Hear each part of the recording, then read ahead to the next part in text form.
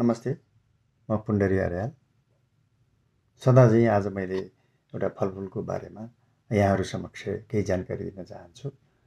हामी बीचमा सर्वप्रचलित, सर्वसुलभ, सर्वव्यापी भन्नुपर्छ, यो जहाँ पनि पाइन्छ। जुनसुकै यो पृथ्वीको यो छेउबाट टुप्पासम्म जता पनि पाइने फलफुल भनेको केरा हो। केरा यस्तो फलफुल हो, त्यो तपाईँको जस्तै तरकारीमा आलु जस्तै हो।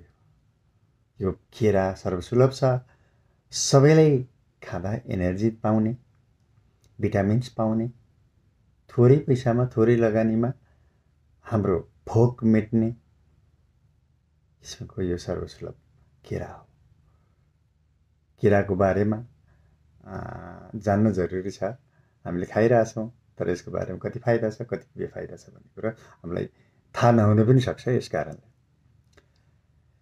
आयुर्वेदमा तपाईको केरालाई वर्जित पनि गरिएको छ। कसलाई सिफारिस गरिएको छ भने यो विशेष गरेर वात र पित्त दोषलाई चाहिँ नि सामन गर्ने अथवा ब्यालेन्स सन्तुलन गर्ने हो। कफ वात पित्तमा वात र पित्तलाई यसले सामन गर्छ भने कफलाई यसले नोक्सान गर्छ। कफ दोषलाई नोक्सान गर्छ भने वात दोष र पित्त दोषलाई यसले राम्रो गर्छ, यसले ब्यालेन्स मिलाउँछ र तपाईलाई त्यसबाट पीडित जुन समस्या छ त्यसबाट बाहिर निकाल्न मद्दत गर्छ। अब यसमा भिटामिन सी पाइन्छ, यसमा क्याल्सियम पाइन्छ, यसमा म्याग्नेसियम छ, यसमा पोटेसियम छ। पोटेसियम लेभल चाहिँ नि धेरै नै हुन्छ, 12% जस्तो छ। म्याग्नेसियम चाहिँ नि 8% छ, क्याल्सियम 2% छ, आइरन 2% छ, फस्फरस 2% छ। यसरी गर्दा सबै किसिमका मिनरल पनि यसमा छ र भिटामिन B6 भन्ने यसमा पाउन सकिन्छ। भिटामिन B12 पनि यसमा पाइन्छ। त्यसले गर्दा मिनरलयुक्त, भिटामिनयुक्त, क्यालोरीयुक्त प्रशस्त रूपमा पाइने हुनाले यो असाध्यै स्वास्थ्यको लागि लाभदायक छ। बुढाबुढीहरूले दिनमा एउटा केरा खान उपयुक्त हुन्छ। बच्चाको लागि आधादेखि एउटासम्म खुवाउन सक्नुहुन्छ। फिजिकल वर्क गर्ने, एथलेटिक गर्ने मान्छेले दिनमा 2टा केरासम्म खाँदाखेरि फाइदा हुन्छ। यो चाहिँ तपाईको केरामा एन्टिअक्सिडेन्ट तत्त्व हुन्छ, जसलाई तपाईलाई स्वस्थ राख्न मद्दत गर्छ। अब नेचुरल सुगर पाएको हुनाले एनर्जी यसमा चाहिँ प्राप्त हुन्छ। जस्तै फ्रुक्टोज, ग्लुकोजहरू यसमा, किनभने मिठो हुन्छ नि, गुलियोमा त्यो चाहिँ तत्त्व हुन्छ। ट्राइफोफेन भन्ने एउटा तत्त्व हुन्छ जुन चाहिँ नि जसले सेरोटिन प्रोडक्सन गर्न मद्दत गर्छ। सेरोटिन प्रोडक्सन गर्नु भनेको डोपामिन प्रोडक्सन गर्नु भनेको तपाईलाई मानसिक रूपमा पनि तपाईलाई एकदम खुसी पार्नलाई मद्दत गर्छ। कोही मान्छे टायर छ, एकदम टेन्सनमा छ भने पनि एउटा केरा खानुभयो भने तपाईले अर्कै किसिमको रिलिफ गर्नुहुन्छ, एनर्जी पनि आउँछ, साथसाथै त्यसमा चाहिँ तपाईको यी डोपामिन र सेरोटिन प्राप्त हुन्छ, जसले गर्दा तपाईले एकछिन मानसिक रूपमा पनि शान्ति पाउन सक्नुहुन्छ। भिटामिनयुक्त भएको कारणले तपाईँ एनर्जी प्राप्त हुन्छ। डाइटरी फाइबर यसमा प्राप्त भएको हुनाले तपाईको पेट सम्बन्धीको उसलाई चाहिँ समस्या समाधान गर्छ। यस्तो हुन्छ कि यसले चाहिँ इलेक्ट्रोलाइट पनि गर्छ। जस्तै डायरिया हुँदाखेरि यो खानुभयो भने म्याग्नेसियम, पोटेसियम तत्त्व यसमा भिटामिन सी भएको हुनाले त्यो इलेक्ट्रोलाइट पनि हुन्छ। डायरिया हुँदाखेरि पनि खाँदा यसले फाइदा गर्छ। अब तपाईको चाहिँ नि कन्स्टिपेसन हुँदाखेरि पनि यसले फाइदा गर्छ, किनभने डाइजेस्टिभ सिस्टमलाई मजबुत गराउँछ। यो पोटेसियमले ऊ चाहिँ नि भएको कारणले यो हार्टको, मुटुको रोगलाई पनि यसले, हार्ट डिजिजलाई पनि रिड्युस गर्न मद्दत गर्छ। अब भने नि अब गुलियो छ, तत्त्व भिटामिनहरू छ, एनर्जी बुस्ट गर्छ। तपाईको ब्लड त्यसमा मुड एकदम बुस्टर गर्छ, मान्छेलाई मानसिक रूपमा फ्रेस गराउँछ। मसल मसल चाहिँ तगडा गराउँछ।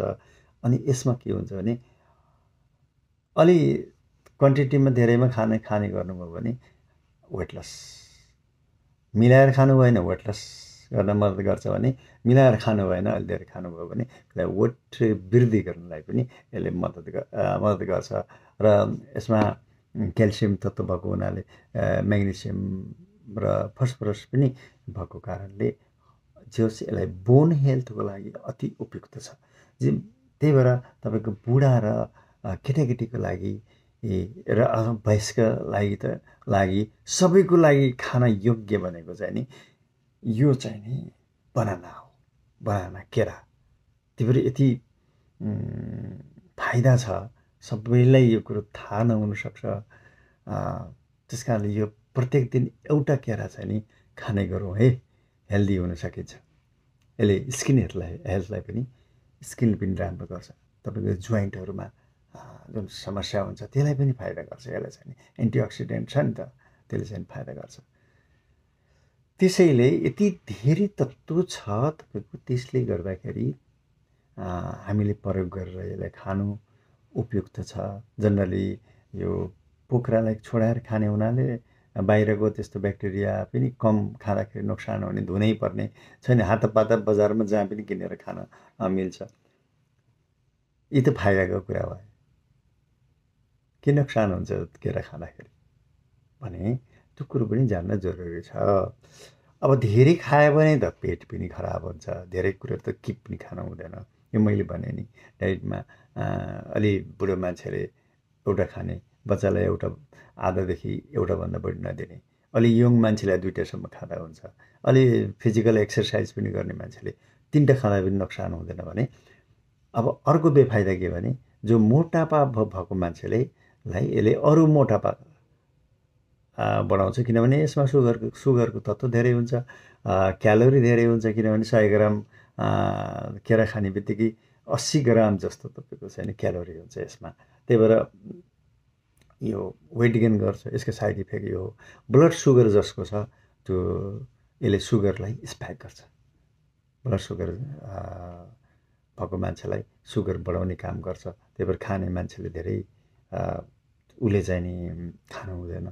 सुगर भएको मान्छेले केरालाई एकदमै कम खानु होला।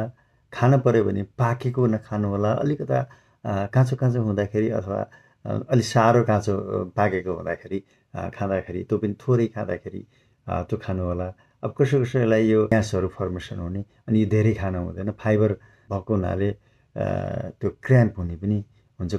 कोही मान्छेलाई त्यो किसिमको साइड इफेक्ट पनि आउने हुन्छ। त्यसलाई केरा खाएपछि यो टाउको दुख्ने जस्तो पनि स्ट्यागर पनि हुन्छ क्या। त्यो सेन्सिटिभ इन्डिभिजुअल कसैलाई हुने हो, नत्र त्यसो हुँदैन। कोही मान्छेलाई त केरा खाँदा एलर्जिक हुन्छ नि, त्यो एलर्जिक हुने मान्छेले पनि खाँदैन। र नोक्सान दुवै मैले यहाँ प्रस्तुत गरेँ। केरा खानु, जनरल मान्छेले केरा खाँदा स्वस्थ हुन्छ, मानसिक रूपमा राम्रो गर्छ, उपयुक्त हुन्छ। डोपामिन र सेरोटोनिन जस्तो केमिकलहरू प्रोडक्सन भएर तपाईँलाई खुसी राख्न सक्छ। एनर्जिक छ, फाइबर छ, पोटासियम म्याग्नेसियम भएको हुनाले तपाईँको सबै मिनरलहरू प्राप्त हुन्छ र सर्वसुलभमा छ र थोरै पैसामा हुन्छ। तपाईँ भिटामिन किनेर त्यो क्याप्सुलहरू खाइरहनु पनि पर्दैन, कतिपय यसैबाट पूर्ति हुनसक्छ भनेर प्रत्येक मान्छेले त्यही अनुसार आफ्नो जीव अनुसार र आफ्नो प्रकृति, कफवात पित्त के प्रकृतिको छ त बुझेर यसलाई प्रयोग गर्न सक्नुभयो भने तपाईँ सदा स्वस्थ र हेल्दी हुन सक्नुहुन्छ भन्दै आजको यो केराको बारेमा मैले यहाँहरू समक्ष बताएँ। यो भिडियो कस्तो लाग्छ यसको फिडब्याक दिनुहोला भन्दै म बिदा हुन चाहन्छु। धन्यवाद, नमस्कार।